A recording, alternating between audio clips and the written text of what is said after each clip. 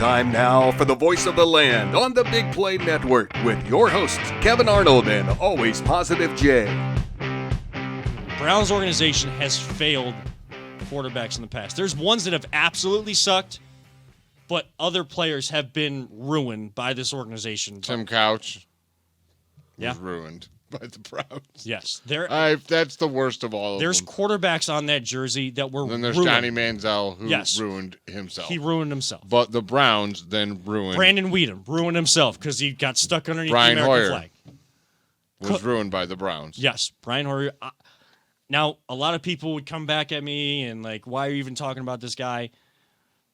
Part of it, I would say it's 50-50, maybe 65-35. Baker Mayfield, I think, got ruined by this organization. I think Baker Mayfield got ruined by this organization when he was hurt and they did not step up. They just allowed guys to run however they wanted to, and part of it's on him for acting all tough, for having too much pride, to not go sit down and rest his injury. And then all they talked about that offseason. We know, as great as you want to talk about Andrew Berry is, Kevin Stefanski are, one of the things that I don't like about them, and this is how business works, so they can do it however they want, but they are straight up liars. Straight up liars.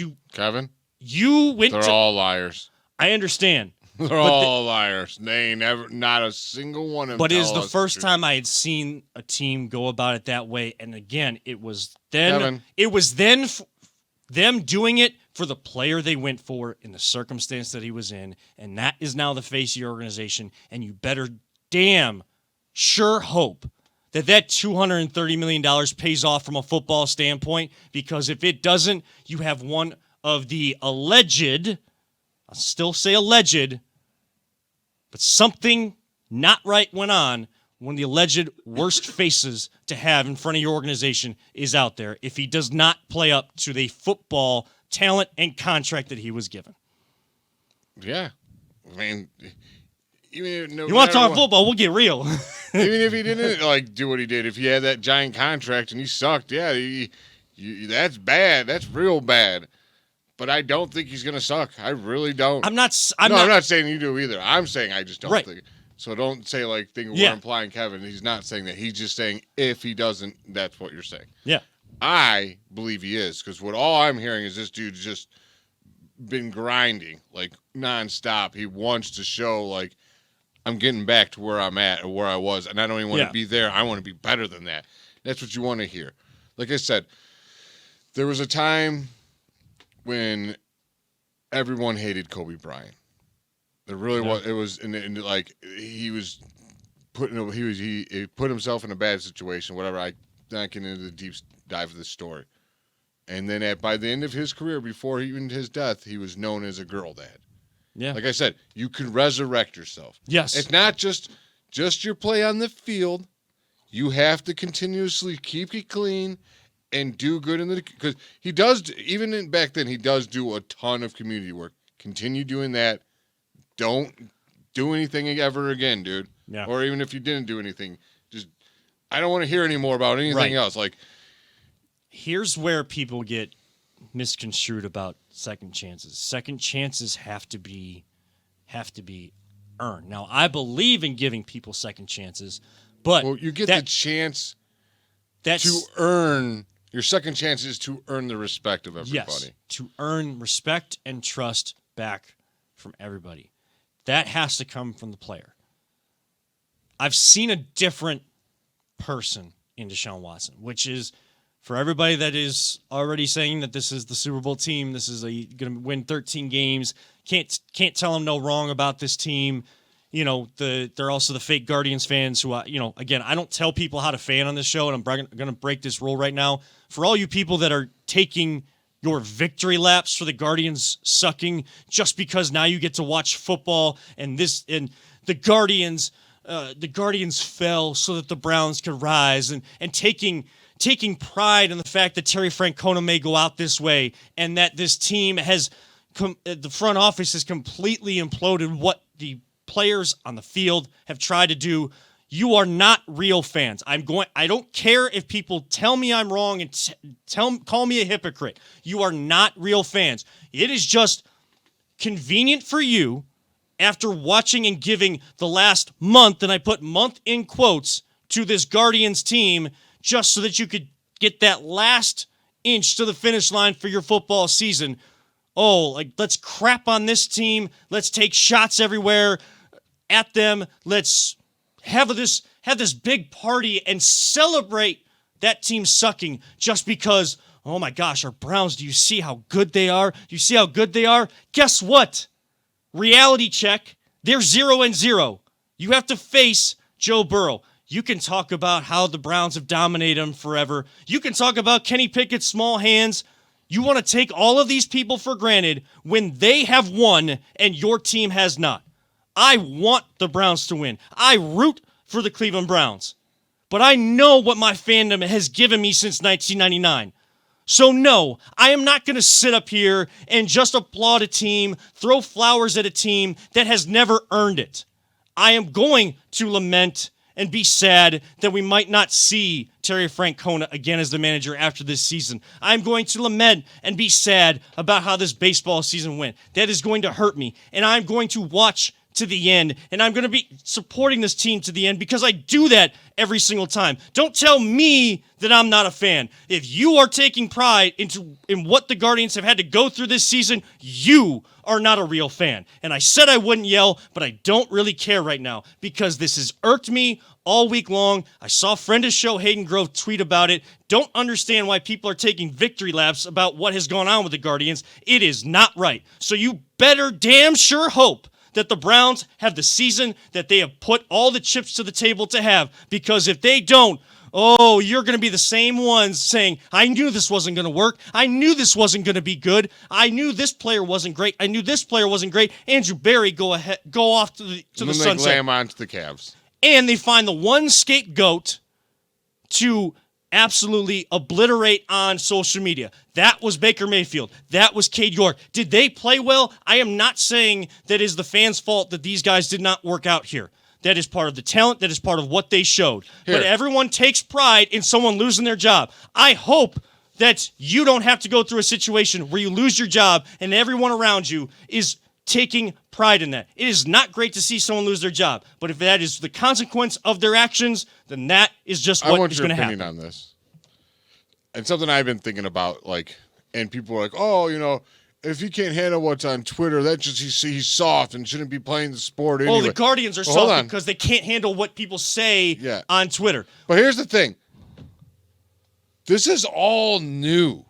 This is unscathed territory we're doing with social media. Like, this is all new. They're still finding out what it does, the stress it puts on people mentally. Like, it does. And I'm not saying, like, you can't be critical. I'm not saying that. I'm saying you shouldn't be rude. That's all I'm saying. Like, and if you think that someone's soft, like, I dare you to have 100,000 fans, some threatening and just saying cruel things. Like, you're a human. They're humans. It takes a toll. It's got to. You could see it on Cade's face. As much. Why do you think he didn't want to come to our practice squad, dude? I said. And it's like, everyone's like, good riddance, you don't want to be here, whatever. I'm like, dude, you guys just destroyed the poor kid. I said that the Browns had to make that move. If they kept him on the practice squad, like, that would probably be the move to do, but I understand the bridge was burned. Like, there is a way to say you don't want the dude to be your kicker. Right.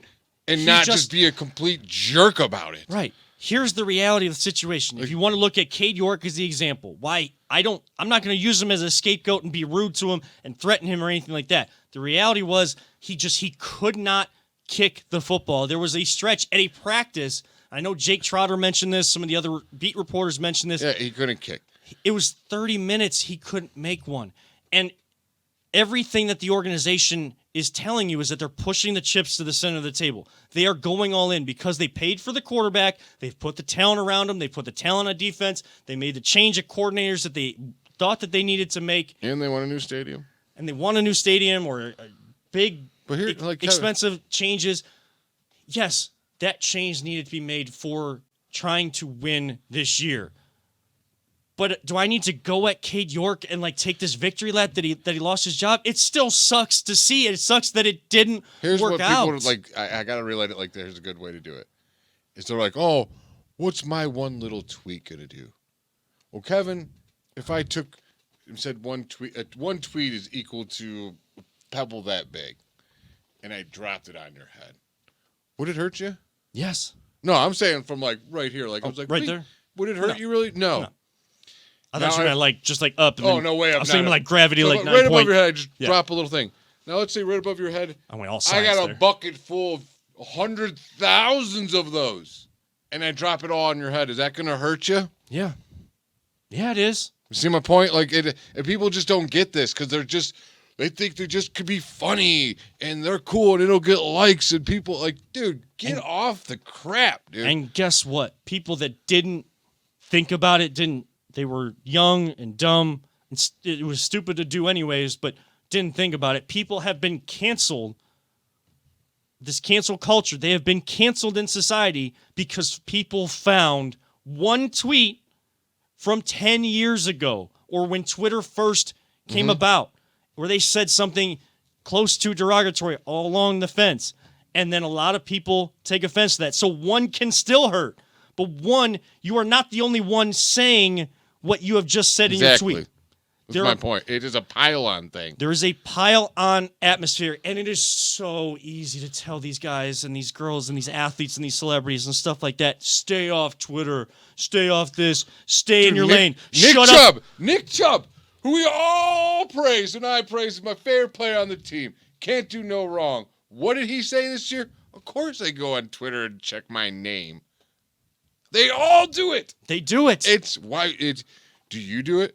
If anybody else's name was being thrown out, you're not going to go look. You're crazy if you try to tell me otherwise. It's all the people saying, don't just shut the phone off. Shut up and dribble. Don't do this. Don't do that. Guess what? What if I told you, shut up and teach? Shut up and plumb. Shut up and plumb. Shut up and officiate. Don't go home at night and just sit on the couch with your significant other and your family and just sit on your phone. No, when you're done plumbing, I want you to go home and I want you to sit there and read the plumbing manual nonstop till you go to bed. We put these people up on a pedestal, and I understand why, and we're always like, even us, we're going to get into that because we're fans, and these characters, these people are bigger than life. But in reality, they are still human beings. Are they going to make money that we will never see in our lifetimes? Sure. But that is just the industry and the talent that they had. If you have the talent to be a teacher, an educator, a motivator, yeah, they should be paid a lot more than they are. But that is what your passion told you to do. That's what you love to do. That's what you're really good at. But it doesn't mean that that's the only thing that defines you. And that is so irritating that people think that whatever your job is or whatever, that one thing that you do defines you, and you can't like anything else. You can't do anything else. You can't tweet. You can't speak up for injustice. So infuriating, so frustrating.